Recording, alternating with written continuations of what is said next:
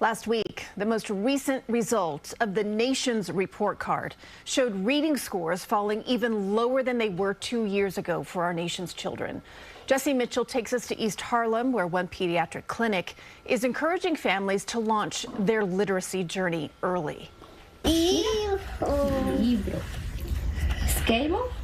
A ella le encantan los libros. Jenny Eladio says her almost 2-year-old daughter Shirley's love for books has given her tools to show tremendous growth. ¿Qué es eso ahí?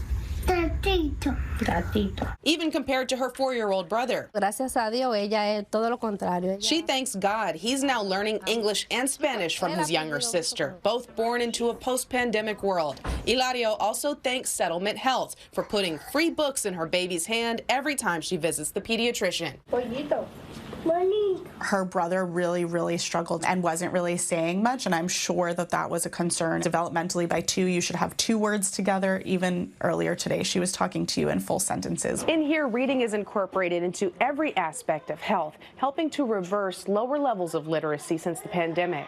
Last year, 4th graders nationwide tested 2 points lower on average than they did 2 years before. Dr. Jenna Abelman says with the increase in homeschooling, some students aren't entering a classroom environment until the 1st grade. You're supposed to be like on the run. We're learning how to read, like learning how to write, and we're still learning how to sit in a seat. The nonprofit United Hospital Fund started partnering with pediatric clinics like this 3 years ago to provide this library of options for children of all ages. The program also empowers parents to improve their own literacy. Some don't know how to read, they don't know the language, but to be able to show they can still engage with their kids with books is really amazing to see. The precocious Shirley proves what's possible, powering past expectations and accelerating her education forward toward academic achievement. Bye. In East Harlem, Jessi Mitchell, CBS News, New York.